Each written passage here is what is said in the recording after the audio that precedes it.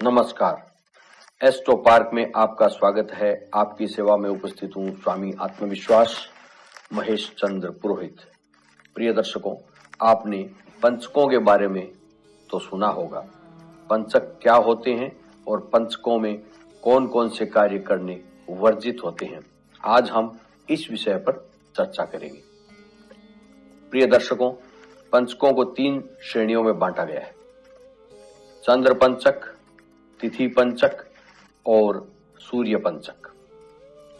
यद्यपि सूर्य पंचक तिथि पंचक का ही एक और प्रकार है, परंतु हमने इसको सूर्य पंचक या बाण दोष के नाम से अलग श्रेणी में रखा है।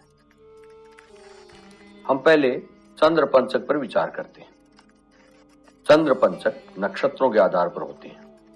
चंद्रमा जब कुंभ राशि में गोचर करता है और मीन राशि में गोचर करता है तो चंद्र पंचक होते हैं। इनमें धनिष्ठा नक्षत्र के तृतीय चरण से प्रारंभ होकर शतभिषा नक्षत्र, पूर्वा भाद्रपद नक्षत्र, उत्तरा भाद्रपद नक्षत्र और रेवती नक्षत्र, ये 5 नक्षत्र पंचक कहलाते हैं। यह धारणा है कि पंचकों में कोई शुभ कार्य निषेध है, परंतु ऐसा नहीं है। पंचक सभी कार्यों के लिए वर्जित नहीं है। पंचकों में कुछ कार्य किए जाने की मनाही है।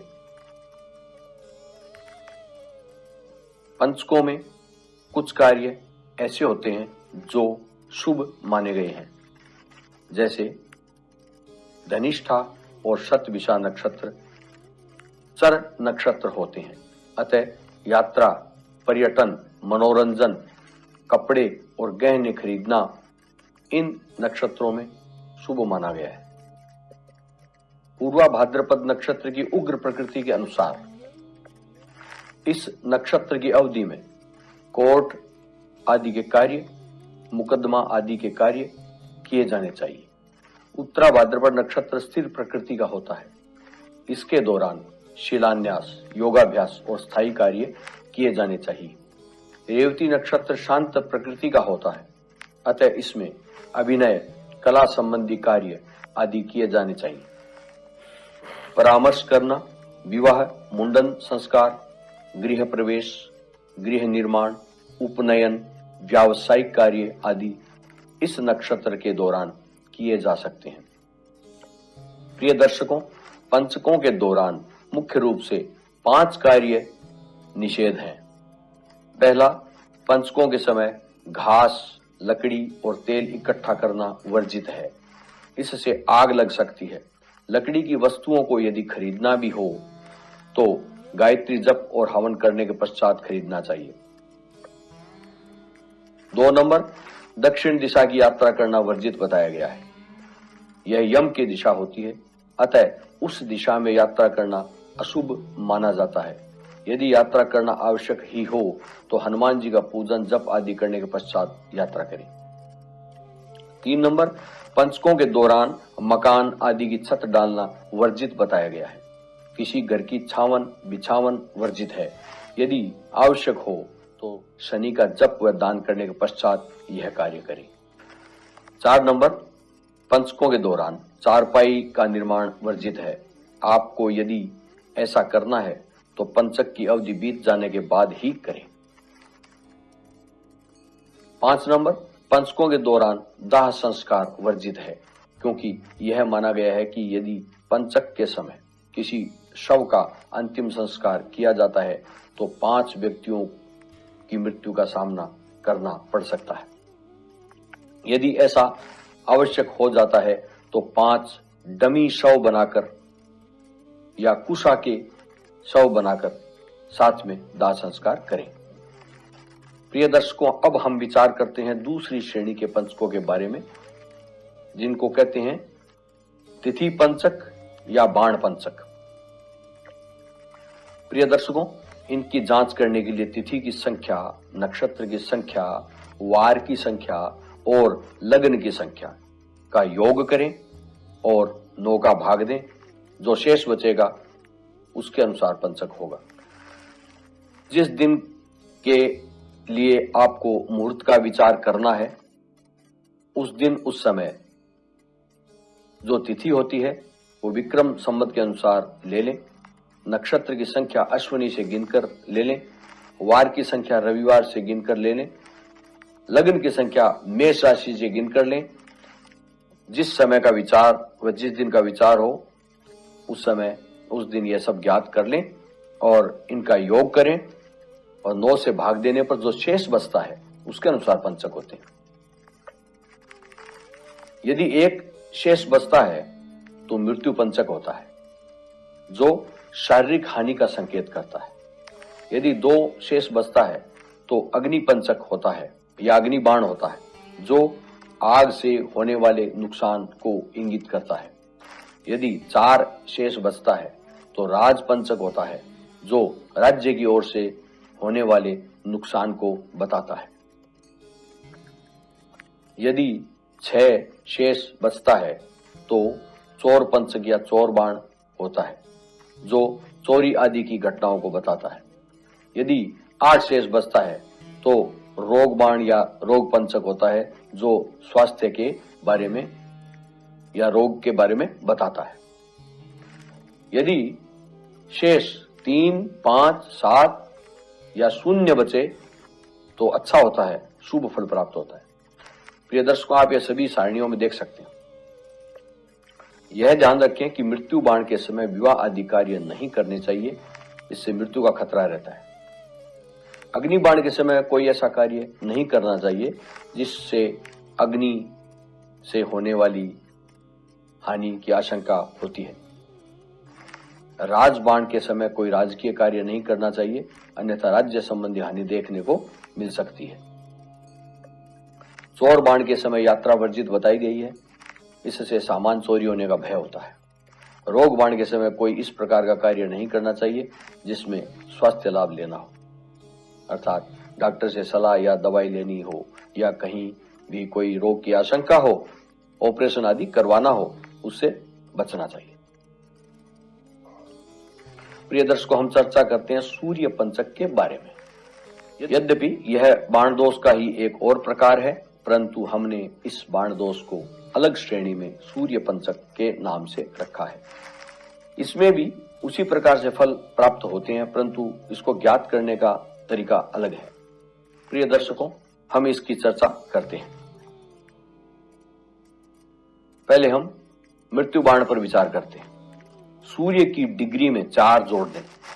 जिस दिन जिस समय आपको मुहूर्त आदि देखना हो तो उस दिन उस समय की सूर्य स्पष्ट की डिग्री में 4 जोड़ दें और 9 का भाग दें। यदि शेष 5 बचे, शेष 5 हो तो मृत्यु बाण होता है। यह तब घटित होता है जब सूर्य किसी भी राशि में 1 डिग्री, 10 डिग्री, 19 डिग्री या 28 डिग्री पर होता है। अब हम अग्नि बाण पर विचार करते हैं। सूर्य की डिग्री में 3 जोड़ें और 9 का भाग दें। शेष 5 रहे तो अग्नि बाण होता है। यह तब घटित होता है जब सूर्य किसी भी राशि में 2, 11, 20 या 29 डिग्री पर होता है। अब राजबाण पर विचार करते हैं। सूर्य की डिग्री में 1 जोड़ें और 9 से विभाजित करें।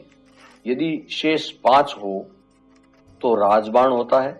यह तब घटित होता है जब सूर्य किसी भी राशि में 4, 13 या 22 डिग्री पर होता है। चोर बाण पर विचार कर लेते हैं। सूर्य की डिग्री में 8 जोड़ दें और 9 से विभाजित करें। यदि शेष 5 हो तो चोर बाण होता है।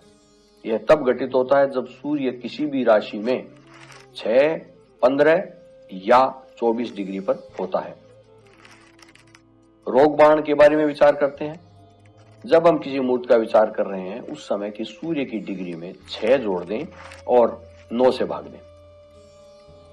यदि शेष 5 बचता है, यदि शेष हो 5 तो रोग बाण होता है। यदि सूर्य 0 से 1 डिग्री का है, इन सब में ध्यान रखने की बात है कि सूर्य यदि 0 से 1 डिग्री का है तो यह पहली डिग्री है और 1 से 2 डिग्री के बीच में सूर्य कहीं भी है तो 2 डिग्री है, ये लेना होगा आपको, दूसरी डिग्री लेनी होगी इसको। और ये रोगबाण तब घटित होगा जब सूर्य किसी भी राशि में 8, 17 या 26 डिग्री पर होता है। तो ये सभी में ध्यान रखें, जब 0 से 1 डिग्री तक सूर्य हो तो 1 डिग्री लें, 1 से 2 तक हो तो 2 लें, 2 से 3 तक हो तो 3 लें, अर्थात इनके बीच में हो तो जो है डिग्री आपको अगले वाली डिग्री पूरी लेनी होगी जो चल रही है। एक होता है सशल्य बाण, सशल्य बाण, तो हम उस पर विचार करते हैं। अब यदि पिछली 5 गणनाओं में जो शेष आए, यदि शेष 5 आएगा तो कोई न कोई बाण होगा, कोई न कोई पंचक होगा। यदि 5 नहीं आए या 5 भी आए, 5 गणनाओं में जो शेष आए उन सभी शेषों को जोड़ें और 9 से विभाजित करें। तो इसमें यदि शेष 5 होता है विभाजित करने के बाद में तो सशल्य बाण होता है। 5 गणनाओं में जो भी शेष हो, अर्थात कोई बाण न भी हो तो जो शेष बचे उसे लेना है। तो इस प्रकार से 9 से विभाजित करने के बाद जो 5 बचता है तो सशल्य बाण होता है, आप सारणियों में देख सकते हैं। और सशल्य बाण तो प्रत्येक कार्य में वर्जित होता है। प्रिय दर्शकों, अब कौन सा क्या वर्जित है इस पर विचार करते हैं। प्रिय दर्शकों, विचार करते हैं कौन सा बाण किस कार्य में वर्जित है। व्यापार आदि मुहूर्त के लिए राज्य या नृप बाण से बचना चाहिए, अर्थात नृप बाण या राज्य बाण हो तो व्यापार आदि कार्य प्रारंभ नहीं करने चाहिए। गृह निर्माण के लिए राज्य और अग्नि बाण से बचना चाहिए। यात्रा के लिए चोर बाण से बचना चाहिए। विवाह, उपनयन आदि कार्यों के लिए रोग बाण व मृत्यु बाण से बचना चाहिए। सशल्य बाण सभी घटनाओं में सभी कार्यों के लिए वर्जित है, अतः उससे बचना चाहिए। चोर और रोग बाण रात्रि के समय प्रतिकूल होते हैं और यदि कोई अच्छा मुहूर्त नहीं मिलता है तो दिन के समय में भी प्रतिकूल होते हैं। रात्रि में अधिक प्रतिकूल होते हैं, परंतु दिन में भी यदि कोई अच्छा मुहूर्त नहीं हो तो खतरा हो सकता है। अग्नि और राजबाण दिन के समय प्रतिकूल होते हैं और रात्रि में बहुत अच्छा मुहूर्त नहीं है तो रात्रि में भी खतरा हो सकता है। मृत्यु बाण गोधूली वेला में, अर्थात सूर्योदय और सूर्यास्त के 2 घंटे पहले प्रतिकूल होता है। यदि कोई अच्छा मुहूर्त नहीं हो तो खतरा हो सकता है। शनिवार को राजपंचक या बाण हो तो विशेष रूप से बचना चाहिए। यह विशेष रूप से सरकारी नौकरियों में काम करने वाले लोगों को प्रभावित करता है। बुधवार को मृत्यु बाण से विशेष रूप से बचना चाहिए। मंगलवार को अग्नि बाण और चोर बाण से विशेष रूप से बचना चाहिए। रविवार को रोग बाण से विशेष रूप से बचना चाहिए।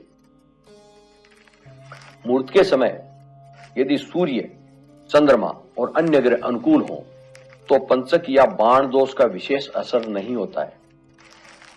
तो इस प्रकार से प्रिय दर्शकों, कोई भी शुभ कार्य करने से पहले इन पंचकों या बाणों का विचार अवश्य कर लेना चाहिए। प्रिय दर्शकों, आपको ये वीडियो उपयोगी लगा हो, अच्छा लगा हो तो इसको लाइक और शेयर अवश्य करें, कमेंट भी करते रहें। जिन नए दर्शकों ने चैनल को अभी तक सब्सक्राइब नहीं किया है तो कृपया चैनल को सब्सक्राइब कर लें और घंटी के बटन को भी दबा दें ताकि आपको आने वाले वीडियो की सूचना मिल सके। मुझे आज्ञा दीजिए। नमस्कार।